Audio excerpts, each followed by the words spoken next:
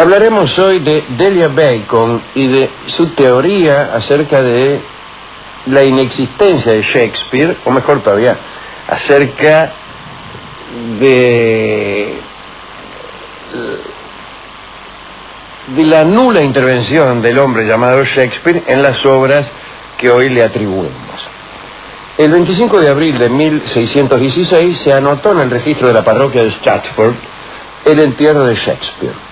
Sobre la losa que cubría el sepulcro se grabaron unos versos que, según la tradición, habían sido dictados por Shakespeare días antes de morir. Dicen estos versos: por amor de Jesús, guárdate, amigo, de cavar el polvo aquí escondido. Bendito sea el que respete estas piedras y maldito el que mis huesos mueva. 7 años después de la muerte de Shakespeare, apareció en Londres un volumen titulado Comedias, Historias y Tragedias del señor William Shakespeare. Esa fue la primera colección de sus obras que se publicó. Durante más de un siglo, la paternidad literaria de aquellos trabajos fue aceptada sin ninguna duda. Sin embargo, hubo un momento en el que se iniciaron sospechas sobre la posibilidad de que Shakespeare no hubiera escrito aquella colección. Algunos eruditos aseguraban que no podía conciliarse la brillantez y la variedad de la producción de Shakespeare con los pocos hechos prosaicos que se conocían de su vida. En 1811, un amigo de este programa, Samuel Taylor Coleridge, pronunció una serie de conferencias acerca de Milton y de Shakespeare en Londres. Al comentar las obras de Shakespeare, Coleridge expresó sus dudas en cuanto a que escritos de esas características pudieran proceder de un hombre vulgar. Decía nuestro amigo Coleridge: ¿acaso se hacen milagros en broma? ¿Acaso elige Dios a los idiotas para que transmitan las verdades divinas de los hombres? Bueno, 26 años más tarde, Disraeli, el primer ministro, ¿no?, que fue primer ministro de Inglaterra, dijo que se sabía tanto de Shakespeare como de Homero, y dudaba si había escrito alguna vez una sola obra. En 1852 apareció en aquel debate Delia Bacon, una mujer que vivía en Nueva Inglaterra, en Estados Unidos. Daba clases a mujeres acerca de temas históricos y literarios. Se había dedicado al estudio de la literatura del periodo isabelino. Para Delia Bacon, las obras que llevaban la firma de Shakespeare habían sido escritas en secreto por un grupo de genios creadores que se habían unido con un exclusivo propósito. Para ella, el que conocíamos como Shakespeare era un simple actor. El grupo creador, según Delia, estaba integrado por Francis Bacon, que no era antepasado de Delia, no es casualidad, Francis Bacon, Walter Raleigh, de quien hemos hablado, más que nada de su condición de viajero y de enamorado, y por Edmund Spenser, de quien también hemos hablado aquí en este programa extensamente. Decía Delia Bacon que esos hombres poseían peligrosas ideas democráticas en una época de absolutismo y que, ansiosos de promover la libertad, se habían propuesto difundir su pensamiento mediante obras populares con fuertes alegorías políticas. Delia decía haber descubierto, bajo los notables textos, un osado y liberal sistema filosófico, digo yo, con una emoción de tal índole que casi me impide continuar. Voy a beber un vaso de agua para que mis sentimientos democráticos no me hagan romper en llanto. Mientras tanto, usted puede recitar parte del Martín Fierro, si quiere. Agua mineral de la cual no podemos decir la marca porque aquí nos informa la gerencia comercial que no podemos mencionar el producto. Bueno, y aquí me pongo a cantar al compás de la vihuela. Decía yo mientras ingería, o mejor yo antes de incorporarme, este agua mineral cuya marca no está permitido repetir, un lindo medio litro se tomó, que Delia decía que había descubierto bajo aquellos textos una intención liberal. para refutar la existencia misma de Shakespeare, o la existencia de Shakespeare como literato, Delia Bacon decía que no había que no había ni una sola referencia acerca del paso de William Shakespeare por ninguna escuela, que vivía en una ciudad mercantil y en una familia ajena a conocimientos de historia antigua, que tampoco tenía conocimiento de los clásicos griegos y latinos. La familia que también estaba más lejana todavía de las costumbres cortesanas y los juegos caballerescos. Entre lo poco que se sabía de Shakespeare, había un detalle inquietante. Se sabía que había tenido que abandonar Stratford por robar venados en la propiedad de un señor llamado Sir Thomas Lacy.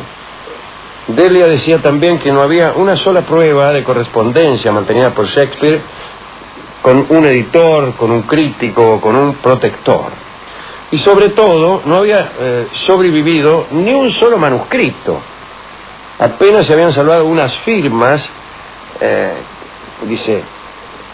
dice que eran las firmas de un iletrado, yo no diría tanto.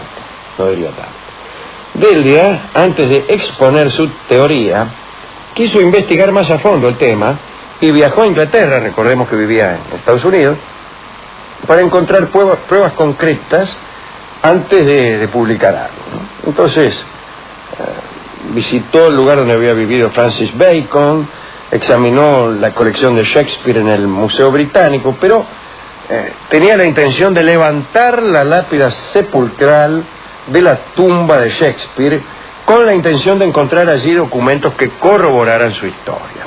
Aseguraba Delia que en unas cartas de Bacon había descubierto la clave y la pista de todo el misterio. Había en aquellas cartas detalladas instrucciones acerca de cómo encontrar un testamento y otros documentos relacionados con los verdaderos creadores, ocultos en un espacio de la tumba del actor Shakespeare. Así que pensaba que la clave estaba adentro de la tumba. Delia Bacon consiguió que nada menos que Emerson, Ralph Waldo Emerson, escuchara sus conjeturas. Y Emerson le dio una carta de presentación para que viera nada menos que a Thomas Carlyle. Digo nada menos porque justamente Emerson y Carlyle discreparon públicamente sobre el tema de los héroes, una polémica histórica, ¿no? Así que justamente Emerson fue el que le presentó a Carlyle. Bueno, en Londres, Delia fue entonces a la casa de Carlyle para lograr algún apoyo en su indagación. Parece que Carlyle la recibió bien, pero en cuantito la mina le dijo a qué iba, la echó. La echó. La tipa le dije, mire, yo sostengo que Shakespeare no escribió nada, etcétera, etcétera. Y Carlyle le dijo, tómesela. Así fue, ¿no? Delia vivió en Londres, encerrada en un cuarto espantoso. Allí escribía su tesis y esperaba encontrar a alguien que la ayudara. Recibió algún dinero cuando una revista americana, la Putnam's, decidió publicar sus artículos, pero eso duró poco. Los editores se asustaron por el contenido de estas revelaciones impertinentes y anularon el contrato. Muy bien, después de bastante milla dura, vino uno que le ayudó, que era nada menos que Nathaniel Hawthorne, que era cónsul en Liverpool, ¿no? Hawthorne, aunque en desacuerdo con las tesis, le prometió buscarle editor para la publicación de sus investigaciones. Escribió el propio Hawthorne, esto lo escribió él, ¿no? Dice, escéptico ante los argumentos, pero subyugado por su figura, opté por favorecer a la dama. Mira vos, ¿no? Nunca parece que sucedió nada entre ellos, pero a él siempre le gustó aquella mina y la acompañó con algún dinero y con recomendaciones. En 1856, Delia Bacon llegó a Stratford y quiso meterse en la tumba de Shakespeare para encontrar los datos que supuestamente había descifrado de las cartas de Francis Bacon. Si podía demostrar la veracidad de sus escritos con pruebas documentales desenterradas del mismísimo ataúd de Shakespeare, su libro causaría sensación. Así que Se fue hasta la iglesia de la Santísima Trinidad, estudió el sepulcro, le preguntó a un cura cuándo había menos gente, se le dijo que allá por las 8 de la mañana no había casi nadie, aterrizó Delia a las 8 de la mañana, pero se encontró como con 20 que andaban ahí dejándole flores al poeta, y no era cuestión de profanar un sepulcro delante de 20 viejas. Así que decidió colarse en el cementerio de noche. Lo hizo varias veces, pero cada vez que se acercaba y leía aquel epitafio que leímos al principio, que decía: bendito sea el que respete estas piedras y maldito el que mis huesos remueva, y no se animaba. Le agarró el chucho. Fíjese, ¿no? Llegar hasta ese punto y asustarse. No se animaba a correr la tapa. Y nunca pudo vencer el miedo y renunció a la investigación y al sacrilegio solo por miedo. ¿Qué le costaba decirle a alguno? Claro, conseguirse un cómplice. Claro, destápemelo usted. Claro, en fin. Entonces decidió publicar un libro sin mover los huesitos de Shakespeare. Y en abril de 1857 apareció el libro, ¿no? Lo tituló La filosofía de las obras de Shakespeare, develada por Delia Bacon, con prefacio de Hawthorne, autor de La letra escarlata y de tantas otras cosas. Tenía 682 páginas, se editaron 1000 ejemplares. Allí Delia explicaba que se le había ocurrido a Bacon la idea de utilizar piezas teatrales como medio de propaganda, y que eso podía ubicarse dentro del llamado método de progresión, que exigía que las verdades científicas y los problemas políticos debían exponerse no desnudos, sino artística y gradualmente. El libro fracasó. Y más fracasó porque, sin haber encontrado absolutamente nada en el sepulcro, más que nada porque no lo abrió, ¿no? Bueno, no tenía el libro ningún sostén documental.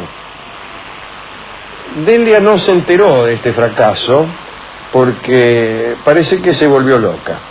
2 meses después de la publicación, Hawthorne recibió una carta de un médico que se había hecho cargo de Delia y que terminaba así.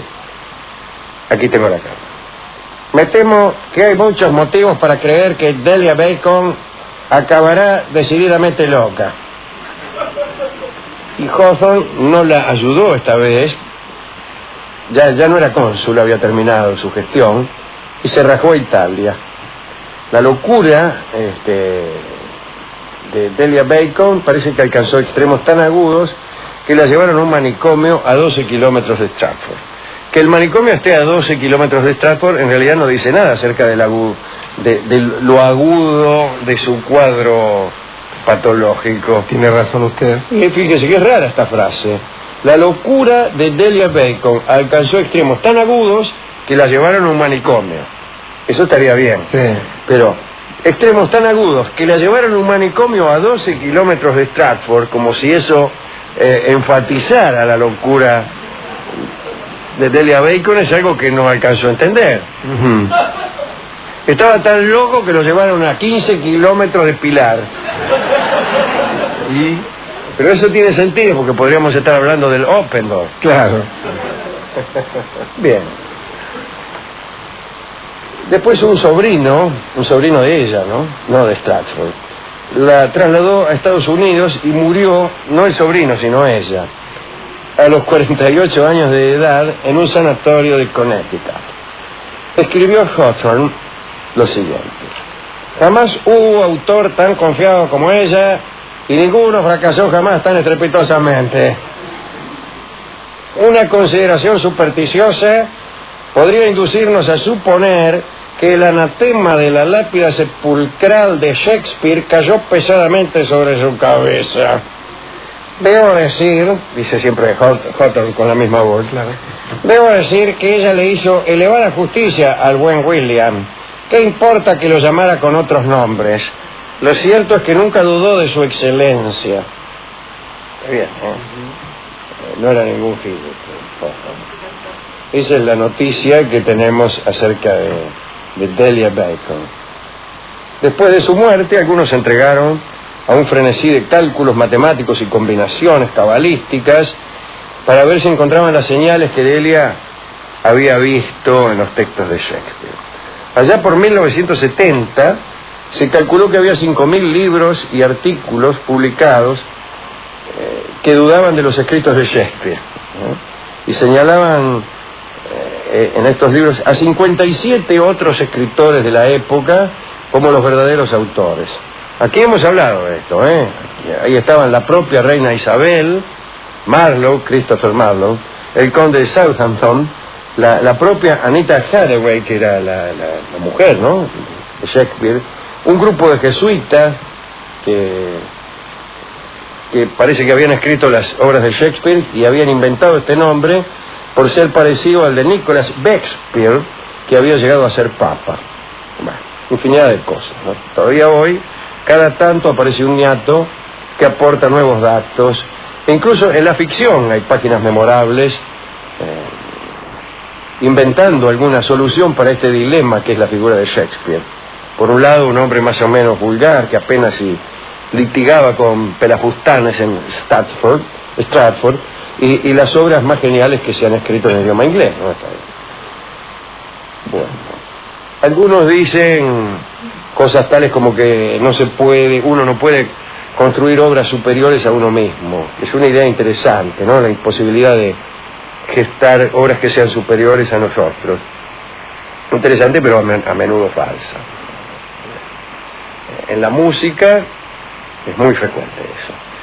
Es cierto que no lo es tanto en la literatura y mucho menos en la ciencia, ¿no? No se puede, desde la ignorancia más completa, escribir la obra de Newton. Y en la literatura también es muy difícil que alguien que no tenga un manejo superior del idioma alcance siquiera a escribir un libro con mediana destreza. En cambio, en la música sucede que muchas personas de no muchas luces alcanzan por ahí casi como en forma de revelación, alcanzan a componer o a tocar, muy especialmente a tocar, ¿no?, de un modo muy notable. Pero bueno, cosas que se dicen. ¿A quién quiere dedicar usted esta charla? A aquellos dos adolescentes de Verona, Alejandro, que tanto nos marcaran en cuanto a las historias de amor, ¿no? Romeo y Julieta, y a Gounod, que los inmortalizaran, la ópera más linda que yo he escuchado, y si me permite también a aquel príncipe angustiado y atemorizado por esta deuda con su padre, que tanto nos ha dado de comer a los analistas después de la cama. Está muy bien, está muy bien. Bueno, yo me anoto con Hawthorne, que es un hombre que nos ha hecho disfrutar mucho con su propia obra, y también al propio Shakespeare o a los propios Shakespeare. No importa si es uno o si son muchos, también hemos pasado estupendos momentos y yo estoy a punto de estar de acuerdo con muchos que establecen un canon, que dicen que el primer escritor de la humanidad es William Shakespeare. ¿Con qué podemos ilustrar esta recordación de la pobre Delia Bacon, ¿no?, que nada más que por no atreverse a abrir una tumba, que yo tampoco me atrevería, ¿no? Sí, loco, salgo rajado. Se perdió de un éxito de librería, ¿no? Podríamos ir nosotros. ¿A qué? A abrir la tumba de Shakespeare a ver si hay algo adentro, o a fingir que encontramos adentro algo, lo escribimos nosotros. Y lo ponemos. Y decimos, ponemos ahí que Shakespeare era argentino. Pero claro,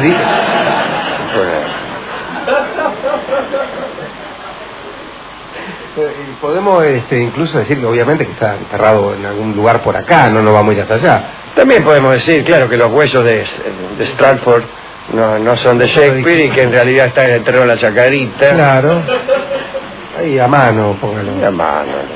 Pero nadie nos va a creer. Mejor vayamos o digamos que fuimos allá. Está bien. Digamos que fuimos y traemos unos papeles, medio yo le voy a poner un poco de mugre. Los quema, ¿vio? Como los quemamos un poco en una vela. Y dice, el verdadero Shakespeare nació en Buenos Aires poco antes de su fundación.